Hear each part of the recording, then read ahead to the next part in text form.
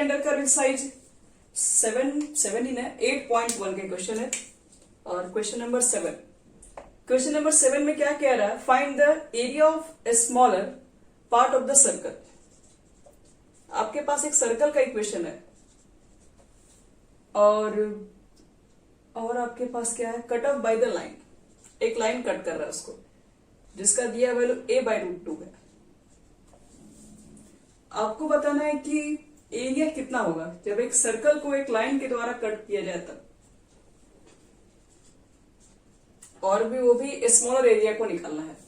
तो पहले काम करते हैं, ये सर्कल का इक्वेशन है तो सेंटर कितना है, रेडियस कितना है, पहले लिख लेते हैं। देखो तो ये सर्कल का इक्वेशन है तो सेंटर इसका कितना होगा, ऐसे इक्वेशन का सेंटर कितना होता है,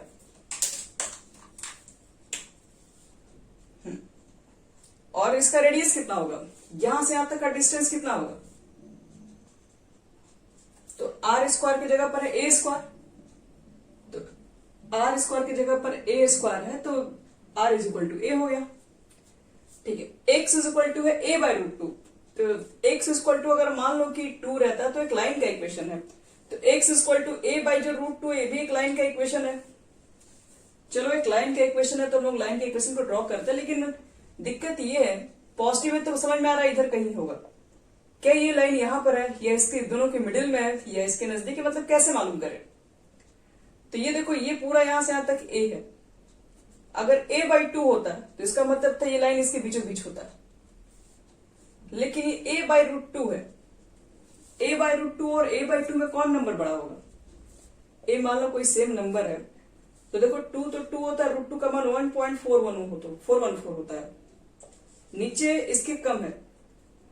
जैसे मान लो किसी के नीचे 4 है, किसी के नीचे 4 है और इसके नीचे 2 है, इसके नीचे 1 है, तो जिसके नीचे जितना कम होगा इसका वैल्यू तो ज्यादा निकल के आएगा, इसका वैल्यू तो कम हो जाएगा।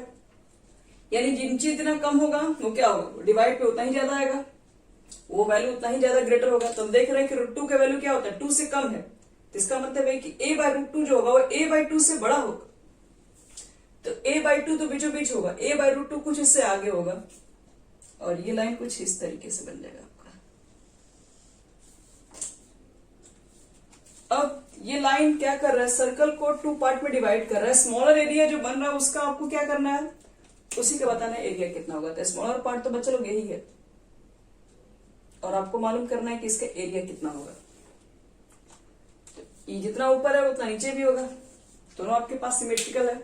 और यहां पर ये कितना कोऑर्डिनेट होगा, तो इसको कैसे मालूम करें, ये x इक्वल टू a/√2 की लाइन है, तो ये जो हमारा कोऑर्डिनेट होगा वो a/√2, 0 हो जाएगा, इस पॉइंट का कोऑर्डिनेट। तो चलो हम लोग निकालते हैं, इसका एरिया निकालना होगा तो हम लोग क्या करेंगे, इतना का निकाल के 2 से मल्टीप्लाई कर देंगे। नाम लिखते रहे, ओ तो खैर यहां पर है, इसका नाम a लिख दो, a b c d लिख दो यहां पे। चलो रिक्वायर्ड एरिया आपको स्टार्टिंग में सब लिखना है कि this equation represent equation of circle with centre, और रेडियस के बारे में लिखना है। फिर इसमें बताना पड़ेगा ये स्ट्रेट लाइन का इक्वेशन है which is parallel to the right side of Y axis. इतना लिखने के बाद फिर यहां से स्टेप करना होगा। तो रिक्वायर्ड एरिया नाम A D B C A is equal to लिखेंगे क्या, 2 into area of A B C area of A B C A. ठीक है, यहां 2 लिखो। इसका लोअर पार्ट कितना है, मतलब इस एरिया को जब निकालोगे आप लोग तो इसका लोअर पार्ट तो यहाँ पर, अपर पार्ट यहाँ पर होगा, इसी दोनों के पीछे बॉन्डिंग है ये। और इसमें अगर आप रेक्टेंगल ड्रॉ करेंगे तो इसका अपर पार्ट तो सर्कल पे ही चलेगा और लोअर पार्ट एक्सिस पर चलेगा। तो देखो यहां तक बॉन्डिंग है, तो बॉन्डिंग का लोअर जो लिमिट है कितना लिखोगे, तो a/√2 है ना यहाँ पे, तो a/√2 लिखोगे। अपर लिमिट कितना है, तो ये वाला a है, और यहाँ क्या लिखते हैं y/dx। और y की वैल्यू कहां से निकालते हैं, y की वैल्यू जो रेक्टेंगल का जो अपर पार्ट चल रहा होगा, तो अपर पार्ट चल रहा है सर्कल से टच कर रहा है, तो सर्कल के इक्वेशन से आपको निकालना है, क्या निकालना है, तो y की वैल्यू निकालना है। y की वैल्यू निकालोगे सर्कल के इक्वेशन से, अंडर रूट आ जाएगा a² - x²। और लोअर पार्ट चल रहा है एक्स एक्सिस पे, तो एक्स एक्सिस से वाई का मान तो 0 हो जाएगा। तो मतलब फाइनल हमें इसी का इंटीग्रेशन निकालना है, बस इसका इंटीग्रेशन निकालोगे जो आएगा ये हमारा हो गया आंसर। हम इसका इंटीग्रेशन कैसे निकालेंगे, ये तो डायरेक्ट फॉर्मूला पर है। एक मिनट, ये तो 2 है ना, तो फॉर्मूला पे पुट कर दो, या तो सबने नोट कर लिए।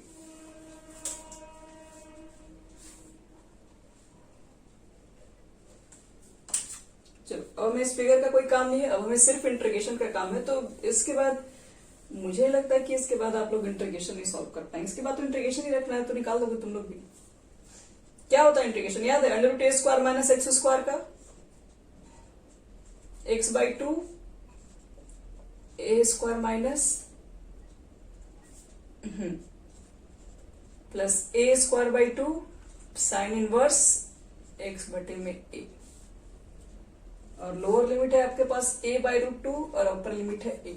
अब जहां जहां x है वहां पुट कर दो a, तो a पुट करोगे तो यहाँ पे a स्क्वायर में से स्क्वायर घटाओगे तो 0 0 मल्टीप्लाई करोगे तो पूरा 0, तो ये लिखने की जरूरत ही नहीं है। यहाँ पर a पुट करोगे तो a कट जाएगा, साइन इनवर्स 1 हो जाएगा, और साइन इनवर्स 1 होता है पाई बाई 2, यानी a square into pi by 2 हो जाएगा, a square by 2 into pi by 2। ये तो हो गया अपर लिमिट रखने पर। अब देखो लोअर लिमिट रखने पर क्या क्या आएगा, a पुट करोगे a बाई रूट 2, तो यहां पर a बटे में 2 रूट 2 हो जाएगा, और a बटे में रूट 2 का स्क्वायर करोगे तो a स्क्वायर बाई 2 हो जाएगा, और a स्क्वायर बाई 2 होगा तो एलसीएम लोगे तो 2a स्क्वायर में से a स्क्वायर गया, तो a स्क्वायर बाई 2 फिर से आएगा, और a स्क्वायर बाई 2 का जब रूट निकालोगे तो वो a बाई रूट 2 हो जाएगा। और फिर यहां पर आपके पास x है, तो फिर यहां पर भी a बाई रूट 2 रखना पड़ेगा। तो खुद से देखो, a बाई रूट 2 रखोगे तो a तो कट जाएगा x की जगह पर, तो केवल 1 बाई रूट 2 बचेगा, और 1 बाई रूट 2 साइन में तो पाई बाई 4 की वैल्यू होती है, तो हम लोग पुट कर दिए यहाँ पे। अब इसको सॉल्व कर दो, ये जो आएगा अब यहीं से आंसर बनेगा। अब ये सब आपको अच्छे से सॉल्व करने आना चाहिए, अगर इसको हम छोड़ भी दे तो आप आगे कंटिन्यू करके इसको बना सके।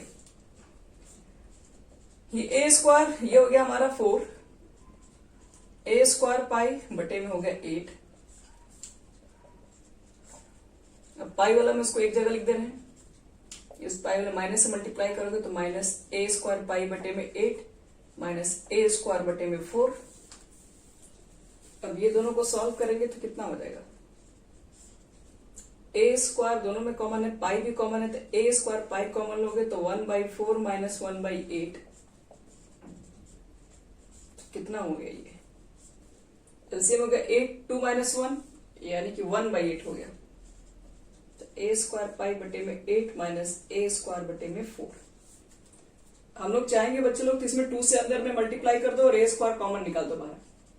a स्क्वायर कॉमन निकाल दोगे तो यहाँ पाई बाई 8 बचेगा या 1 बाई 4 बचेगा। जब 2 से मल्टीप्लाई करने जाओगे तो 2 से 8 बार 4 टाइम में कट जाएगा, यानी पाई बाई 4, और यहाँ से a स्क्वायर बाहर निकाल चुके हो, और ये 2 से मल्टीप्लाई करोगे तो यहाँ पे कट जाएगा 2 बार में, तो यानी 1 बाई 2। देखो तो कितना आंसर आ रहा है, एक बार चेक कर लीजिए इसका।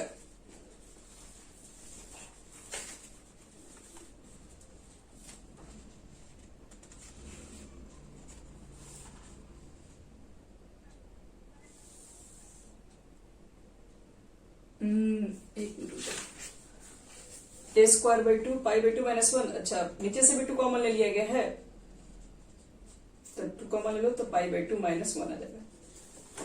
ठीक है, लास्ट में इतना स्क्वायर यूनिट, ये हो गया कंप्लीट।